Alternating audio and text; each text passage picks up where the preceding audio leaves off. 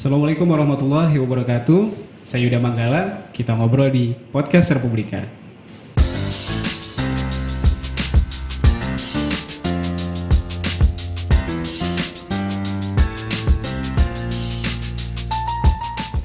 Sobat Republika, hutan adalah paru-paru dunia. Hutan juga memberikan banyak manfaat bagi manusia melalui kekayaan alamnya. Namun saat ini hutan seperti sedang meringis dan merana karena sumber dayanya diperas dan diperlakukan seolah semena-mena.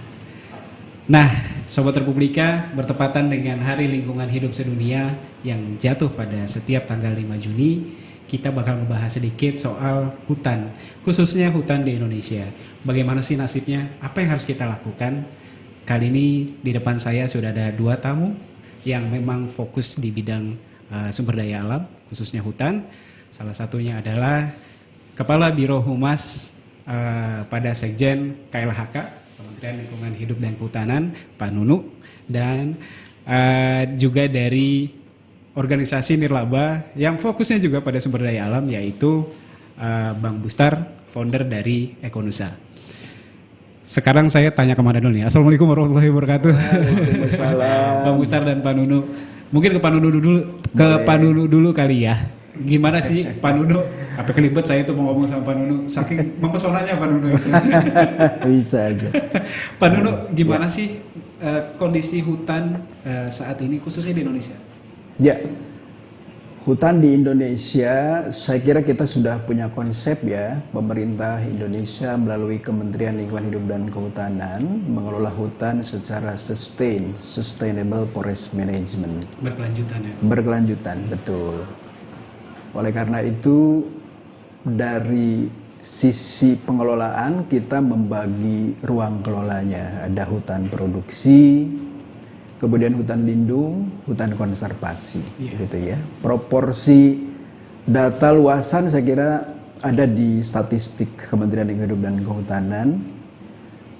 Rekan-rekan semua pemirsa juga bisa melihat website Lingkungan Hidup dan Kehutanan, data terbaru tentang luasan kawasan hutan. Jadi jelas aspek pengelolaannya kita ingin mengelola hutan itu secara lestari bagi kesejahteraan masyarakat, begitu ya.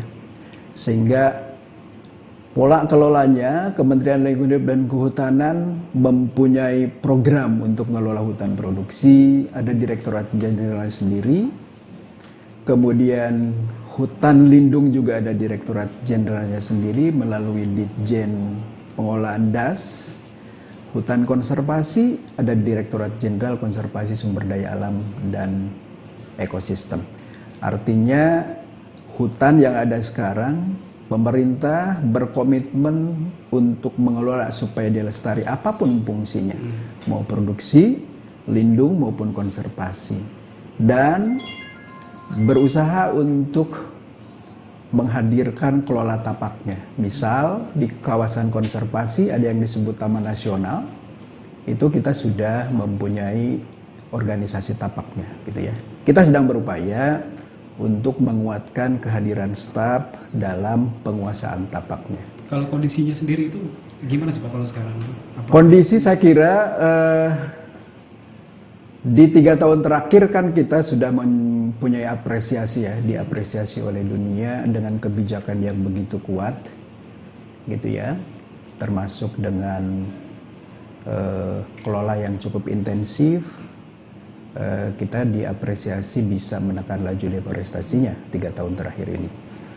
Itu saya kira menjadi indikasi bentuk komitmen pemerintah melakukan kelola yang sustain untuk forestnya, termasuk juga relevansinya dengan kelola masyarakat di sekitarnya. Itu menjadi target grupnya Kementerian Lingkungan Hidup dan Kehutanan untuk mengelola tidak hanya kawasan hutannya, tetapi bagaimana relevansinya atau fungsi dan manfaat hutan itu sendiri bisa dirasakan oleh masyarakat. Berarti upaya-upaya untuk melindungi hutan dan membuatnya berkelanjutan terus berjalan ya? Terus berjalan. Meskipun ada beberapa hal yang memang harus terus diperbaiki. Betul, ya Pak Nuno ya? Betul.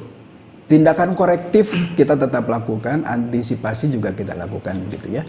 Saya kira di era pemerintahan Pak Jokowi konsistensi untuk kelola itu cukup tinggi gitu ya, sangat konsisten. Saya kira ini terbukti dengan beberapa capaian yang positif dalam pengelolaan hutan yang berkelanjutan. Tapi masih harus terus digenjot nggak sih kalau menurut Pak Nunu? Dalam beberapa aspek saya kira iya. Yang penting kan tanggung jawab ini bisa juga melakukan kerja bersama para pihak gitu intinya ya. Kelola itu kan tidak hanya bisa mengandalkan salah satu pihak saja. Juga menggandeng masyarakat lah. Menggandeng masyarakat, kemudian teman-teman NGO gitu ya, pemerintah daerah, bagaimana bahu-membahu dalam hal kepentingan keberlanjutan hutan itu, karena multifungsi dari eksistensi hutan ini. Ya. Sebentar saya beralih dulu ke Bang Mustar. Bang Mustar, Assalamualaikum Bang Mustar, sehat? Waalaikumsalam, sehat. Belum bisa pulang kampung ke asal nih ya? Selama pandemi. Semua tutup bandara. Semua tutup bandara ya. Rupanya corona menyadarkan kita untuk tidak terlalu banyak travel supaya emisi rumah kaca karbon juga rendah. Betul ya. Di sisi lain ternyata manfaatnya untuk lingkungan lumayan ya Bang Mustar ya. Meskipun ada beberapa hal yang tetap harus kita lakukan, terutama pasca pandemi kan. Kita tetap harus aware sama lingkungan. Nah, bicara soal hutan tadi kan saya udah sempat ngobrol sama Pak Nunu. Kalau dari sudut pandang Bang Mustar sendiri sebagai salah satu pihak yang ikut dalam mengelola hutan dan menjaga hutan, seperti apa sih sekarang? Saya kira waktu zaman kita sekolah, paling enggak saya SD, SMP, SMA itu kita selalu berbangga ya. Guru kita selalu mengatakan, wah hutan kita salah satu yang paling luas di dunia. Keanekaragaman hayati kita paling luas di dunia. Tapi saya pikir semakin kemari juga tentu ada banyak perubahan ya, ada banyak perubahan. Kita di Indonesia juga mengalami masa-masa di mana eksploitasi hutan itu dilakukan secara besar-besaran ya tentu juga dengan berbagai alasan, salah satunya ya alasan ekonomi, pembangunan dan sebagainya, dan tentu itu bukan tanpa resiko ya kan, bencana longsor, banjir itu terjadi di mana-mana ya. Hutan tahun 80-an kita berbangga hutan Sumatera dan Kalimantan yang sangat kaya ya. Tapi mulai akhir 90-an hutan Sumatera, Kalimantan bahkan sudah mulai bangkrut gitu. Artinya saya pernah berkunjung ke Kalimantan juga, melihat sendiri besi-besi tua bekas-bekas industri kehutanan yang sangat kita banggakan ketika itu ya tentu menyumbang ke pembangunan negara, tapi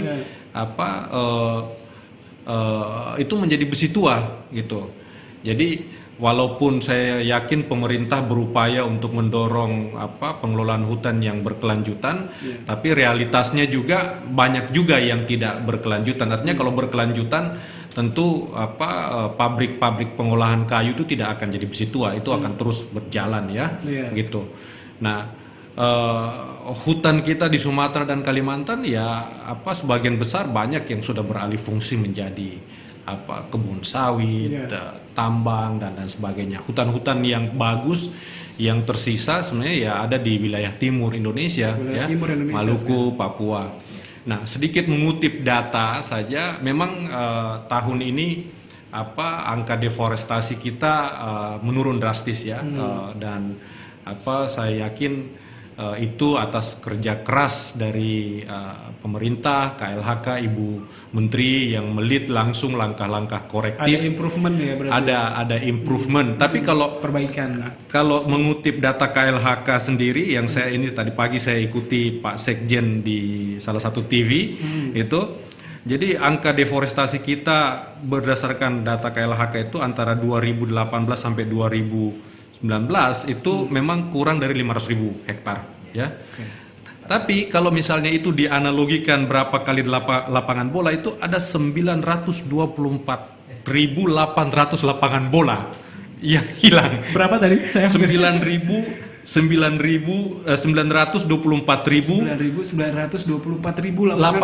lapangan bola yang hilang, hutan kita yang hilang. Artinya ada upaya yang signifikan, langkah korektif semua, tapi ini tetap tetap memprihatinkan ya. Ya tentu saya kira untuk pembangunan tetap dibutuhkan pembukaan hutan di sana sini. Cuman saya kira langkah-langkah korektif ini menjadi penting untuk ditingkatkan, ya kan, terutama penegakan hukum dan lain sebagainya, supaya hutan kita memang betul-betul bisa kita jaga gitu. Karena kita tahu sendiri misalnya di masa-masa pandemi kemarin di Aceh masih terjadi banjir, tanah longsor dan lain sebagainya. Artinya dalam beberapa tahun terakhir bencana yang disebabkan oleh kelalaian pengelolaan hutan atau sumber daya alam itu cukup tinggi. Nah, saya pikir ini yang harus kita improve lagi. Improve lagi ya. Oke, Pak Nunu, untuk improve sendiri sebenarnya langkah konkretnya yang sudah dilakukan apa aja sih atau yang bisa dilakukan? Baik. Pada beberapa tatanan pengelolaan tadi memang dinamis ya. Pembangunan ini kan dinamis, tentu di regulasi kita kan banyak instrumen untuk mengawal itu. Ya, misalnya dari Undang-Undang 32 2009 kita punya instrumen hulu tentang bagaimana membuat kajian lingkungan hidup strategis gitu ya. Di hilirnya juga kita punya instrumen-instrumen lain. Kalau tidak salah kita punya 11 instrumen. Dalam konteks yang disampaikan Mas Mustar tadi memang di lapangan memang ada kondisi-kondisi yang perlu kita terus lakukan koreksinya gitu ya. Terhadap berbagai persoalan dari aspek penegakan hukum misalnya begitu ya. Karena memang ada kecenderungan kan sumber daya yang paling mudah kena pressure itu hutan gitu ya, apapun. Baik dari aspek illegal logging misalnya dan lain-lain gitu ya. Kemudian ujungnya kan nanti awareness-nya. Bagaimana masyarakat sadar supaya kelola hutan itu bisa lestari gitu ya. Dari aspek kerusakan kita sudah mengidentifikasi itu. Misalnya lahan kritis ada berapa sih di kawasan hutan, dan kita Kementerian Lingkungan Hidup dan Kehutanan melalui Ditjen Pengelolaan DAS, daerah aliran sungai, dalam tanda kutip itu bisa untuk kelola kebencanaan gitu ya, punya program rutin untuk merehabilitasi. Di kawasan-kawasan tertentu, di kawasan konservasi kita punya program restorasi gitu ya. Bagi perusahaan-perusahaan yang terkait misalnya ada juga program rehabilitasi dan reklamasi gitu. Jadi semangat untuk berhutan itu programnya kontinu begitu ya. Tapi memang tadi ada fakta-fakta di lapangan yang harus kita tetap lakukan monitoring, kemudian lakukan penguatan programnya, bagaimana aspek kelola hutan bisa lestari. Monitoring mungkin menjadi salah satu yang perlu digarisbawahi. Continual monitoring saya kira penting gitu ya, continual kegiatan program yang kontinu gitu penting. Di samping memang pola-pola kerja bareng gitu, kolaborasi dengan para pihak dengan persepsi dan multi interpretasi yang tidak berbeda jauh gitu kira-kira ya. Tapi sebenarnya kalau kita bicara soal biar mungkin Sobat Republika juga paham gitu, sebenarnya dampak paling berasa itu kalau hutan kita rusak itu apa sih sebenarnya? Tadi udah jelaskan ya, longsor, banjir gitu. Tapi sebenarnya kan banyak juga manfaat hutan yang sebenarnya bisa diambil tapi akhirnya tidak bisa digunakan lagi gitu. Mungkin ada Bang Mustar? Mungkin ya saya pikir paling simpel itu kalau di halaman kita banyak pohon kan adem ya. Kan? Oh iya, jadi adem. Ya, adem ya. Misalnya kalau kita ke kantor KLHK di Manggala itu adem. Adem banget. Ya kan? Adem banget banyak itu. Pohon, banyak pohon, gitu. rindang gitu ya. Tapi kalau kita ke misalnya halaman mall apa yang gak ada pohonnya pasti panas banget ya. Ademnya di dalam ruangan AC doang. Di dalam ruangan AC, cuman AC. Jadi sebenarnya itu hal yang paling simple ya. Tapi kita juga tidak boleh lupa bahwa forest is full of mystery. Jadi banyak sekali misteri di dalam hutan itu ya. Apalagi Pak Nunu kan orang konservasi, kami berdua belajar kehutanan sama-sama waktu kuliah juga. Jadi memang udah CS ya. Jadi kita tidak 100% tahu, misalnya siapa tahu ada obat corona di dalam hutan Papua misalnya. Itu belum tereksplor secara maksimal gitu. Di Papua misalnya ada aja setiap saat kalau masuk ke dalam hutan jenis baru atau spesies baru yang ketemu gitu. Biodiversitasnya banyak biodiversitasnya ya. yang keragaman hayatinya luar sangat biasa. tinggi ya. Nah, jadi dalam secara global deforestasi itu menyumbang kurang lebih 1/4 dari emisi gas rumah kaca global, ya. Jadi kalau misalnya kita gagal menghandling masalah deforestasi ini, artinya kita akan gagal juga untuk dealing dengan perubahan iklim, ya. Nah, perubahan iklim ini apa? Apakah perubahan iklim ini hanya persoalan panas atau ada? Tidak gitu. Petani kita di Indonesia dan juga saya pikir di beberapa negara agraris ini sudah susah untuk menentukan kapan harus tanam, kapan harus panen. Karena cuacanya nggak stabil. Cuacanya tidak berubah. Nelayan kita juga kadang dipikirnya ini waktu yang tepat untuk ke laut, tapi ternyata sampai di laut ada badai. Pasang. Jadi perubahan iklim ini berdampak kepada keseluruhan kehidupan manusia, ya. Jadi secara global seperti itu. Nah, apakah hutan harus kita korbankan? Saya pikir tidak, gitu. Tadi seperti Pak Nuno sampaikan, pemerintah sebenarnya sejak dulu ya itu juga sudah mendorong langkah-langkah pengelolaan. Cuma kadang-kadang banyak orang juga nakal gitu. Bandel ya. Bandel. Misalnya dulu waktu kami kuliah, saya kuliah waktu itu, misalnya kita kan punya sistem yang namanya tebang pilih tanam Indonesia. Iya, betul. Jadi boleh tebang, itu pasti nggak sih sampai sekarang? Harus tanam. Nah, tapi waktu itu kita plesetkan tebang pilih tanam insya Allah. Gitu. karena hanya tebang pilih tanamnya. Karena itu kejadian, gitu. Artinya kejadian. Saya sendiri waktu kuliah, kita ada praktek lapang, semua menemukan hal gitu. Pak Nuno saya pikir jauh lebih panjang pengalamannya. Kalau Pak Nuno datang periksa, itu dibawa ke tempat yang bagus dan pinggir jalannya itu padat memang tebangan ditanam, tapi masuk 1 kilometer ke dalam sudah nggak ada yang ditanam. Itu tebang pilih tanam insya Allah. Nah, ini saya pikir tadi yang terkait saya bilang langkah-langkah korektif penegakan hukum ini saya kira harus ditonjolkan, dilakukan ya. Dari sisi silvikultur dari sisi ilmu itu 1 senti pertumbuhan pohon itu walaupun macam-macam ininya itu rata-rata 1 senti itu 1 tahun. Jadi kalau pohon yang diameternya kurang lebih sekitar 60 senti ya berarti tunggunya 60 tahun itu. 60 tahun baru kemudian kita bisa dapatkan pohon sebesar itu.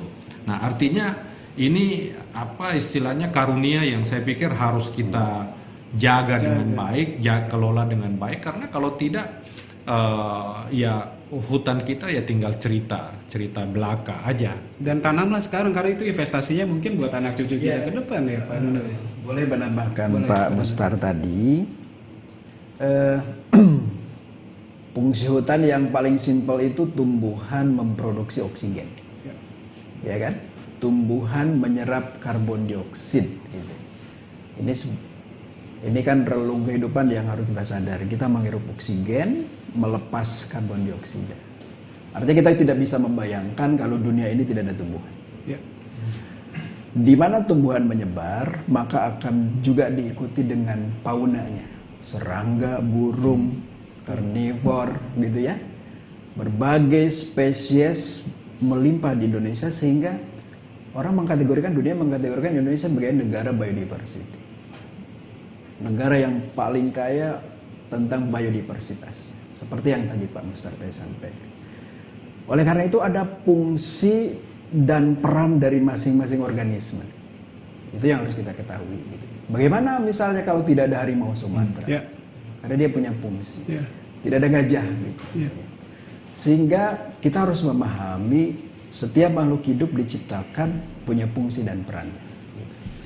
Halnya dengan hutan, dia menyediakan misalnya fungsi produksi. Kita harus akui itu. Dia menyediakan fungsi pembawa, ya, fungsi penopang kehidupan seperti yang tadi disampaikan. Kemudian ada fungsi penyedia jasa ekosistem. Ya, sekarang kan banyak berkembang ekowisata, forest healing dan lain-lain. Jadi saya kira pola-pola nanti pemanfaatan yang harus dikembangkan ke depan. Bagaimana ngelola hutan yang tadinya basis orientednya kayu gitu, kita akan coba lakukan perubahan-perubahan sehingga kelolanya lebih integratif gitu ya, tidak hanya pada konteks eksploitasi hasilnya saja, tapi bagaimana kelola lanskap hutan yang bisa lebih memberikan manfaat kepada kehidupan kita semua. Jadi intinya fungsi hutan itu sebenarnya luar biasa. Luar biasa. Dari luar biasa.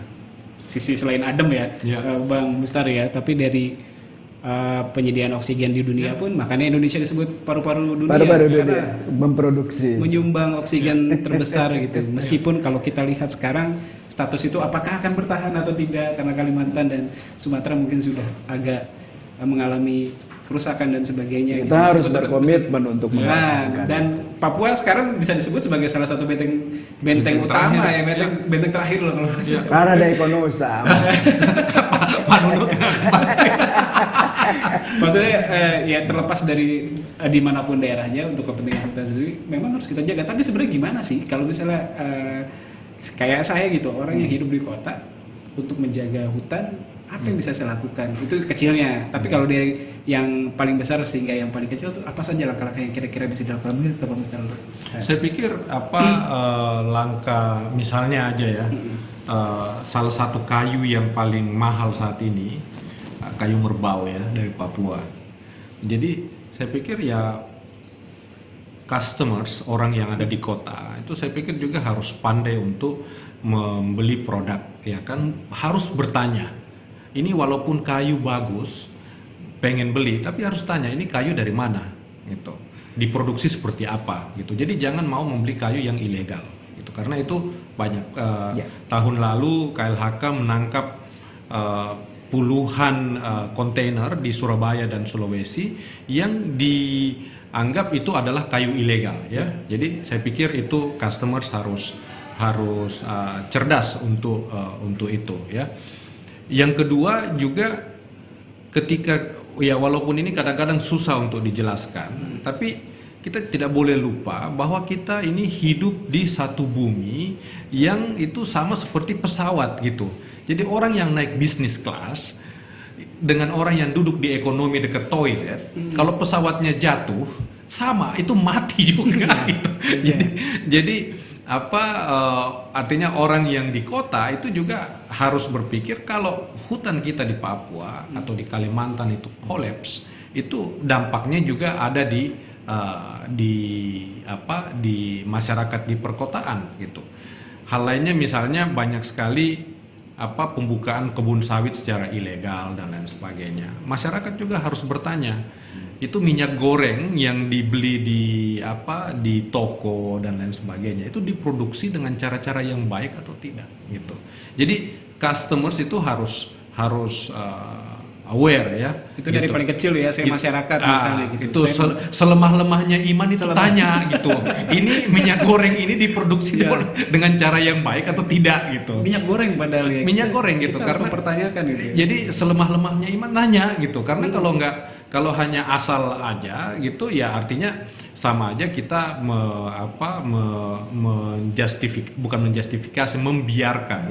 membiarkan perusakan itu terjadi ya. Hal yang paling simpel juga ya berhemat ya toh. Misalnya kalau misalnya Anda tidak perlu pakai tisu, ya nggak perlu tarik tisu sampai berkali-kali gitu. Itu kan sama aja kamu narik pohon untuk ditebang lebih banyak ya. Jadi itu hal-hal yang saya pikir bisa dilakukan untuk bagaimana kita bisa bersama-sama mengelola dengan baik. Mengelola itu kan artinya bukan berarti jangan ya.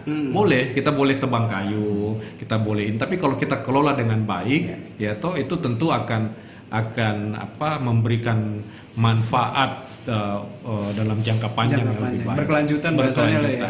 Itu kan dalam tahap ini nih paling rendah menengah dan ke atas ya. Iya. Saya pikir untuk yang sebelum nanti saya ke Pak Nuno. Saya pikir untuk masyarakat menengah dan atas ya. Saya pikir kalau misalnya para pebisnis semua ini kan pemodal dan lain sebagainya, ini kan yang rata-rata yang berinvestasi ya. Dan saya pikir saya pikir sama aja istilahnya effortnya. Kalau kita bilang berhemat itu kan tidak ada kelas ya toh, yang di bawah sama yang di atas ya sama-sama harus harus berhemat. Jangan juga dipikir karena dia di atas uangnya banyak, ya udah saya mau beli tisu 1 gudang pokoknya, kan nggak bisa juga ya. Atau misalnya saya mau bikin rumah dengan pintu yang kayunya kayu ulin yang diambil dari Kalimantan, which is kayu ulin sekarang itu sudah sangat susah gitu. Jadi saya pikir itu hal-hal yang yang paling simple bisa dilakukan untuk menjaga hutan ini bisa terjaga. Intinya itu kan kalau kita bilang itu semua ada batasnya. Nabi aja mengajarkan kita jangan berlebihan. Jangan berlebihan. Kalau misalnya makan, ya kan, makanlah sebelum kamu lapar dan ya kan, dan berhentilah sebelum kamu kenyang kan. Kalau lebih dari itu ya istilahnya serakah namanya.